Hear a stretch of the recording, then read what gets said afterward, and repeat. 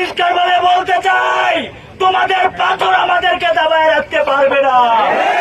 তোমরা যতবার পাথর মারবা, আমরা ততবার বুক পেতে দিব।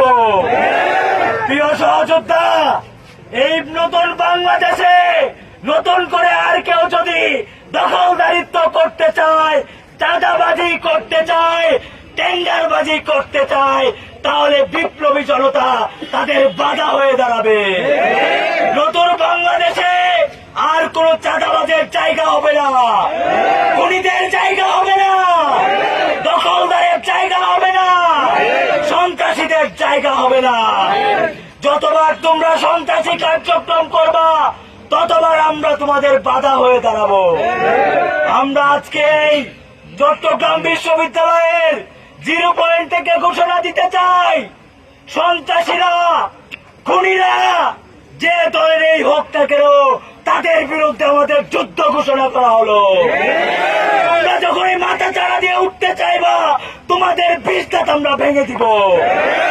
প্রিয় সহযোদ্ধা, আজকের এই চট্টগ্রাম বিশ্ববিদ্যালয়ের 0 পয়েন্টের জমায়েত প্রমাণ করে বাংলাদেশের মানুষ কোন সন্ত্রাসীদেরকে চায় না, বাংলাদেশের মানুষ কোন খুনিদেরকে চায় না, বাংলাদেশের মানুষ কোন দখলদারদেরকে চায় না।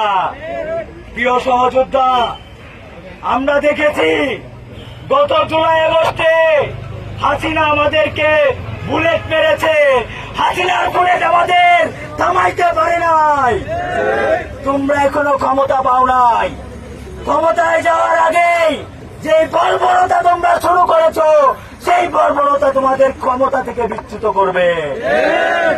প্রিয় সহযোদ্ধা, আমরা আজকের এই ঘটনা দেখেছি, বর্বরতাকেও হার মানায়, এটা নৃশংসতাকেও হার মানায়।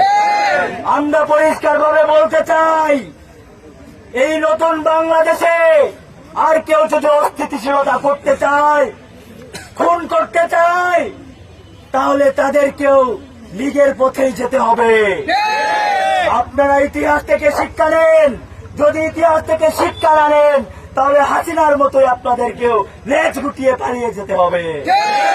এই সন্ত্রাসীদের বিরুদ্ধে আমাদের আমৃত্যু সংগ্রাম চলবে। ইনকিলাব জিন্দাবাদ।